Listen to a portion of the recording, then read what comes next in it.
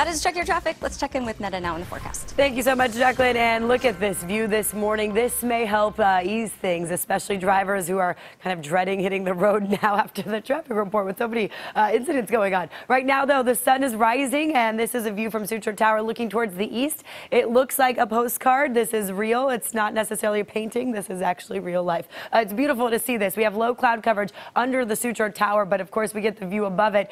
So that's why we're seeing just a few high wispy clouds and just the yellows and the reds and the oranges. So just a gorgeous start to see that view. At the Golden Gate Bridge, not so much the case. This is where the clouds are hanging low, in fact, covering the Golden Gate Bridge this morning. So if you're heading towards Marin, towards the North Bay, it is foggy out there, but a lot of the South Bay, you are in the clear. San Jose right now, 56 degrees. San Francisco, 55. It is a cool 49 degrees right now in Santa Rosa. Check out your visibility at this hour. So it's not bad across the South Bay. That's where the clouds are not bothering you. Same with Livermore. Half Moon Bay, it's a little bit patchy fog over there, but then through Petaluma and Santa Rosa, that fog is thick, keeping your visibility down to 0 to a third mile. So please go slow in those locations. Once a lot of this burns off here in the next few hours, things are going to heat up. We'll get more sunshine today, all because of this ridge right here. So this is the ridge that's going to bring temperatures to above average conditions only for inland areas. We may also see a little bit of an offshore wind, and when that happens, that dries things out. So not so good for firefighters fighting the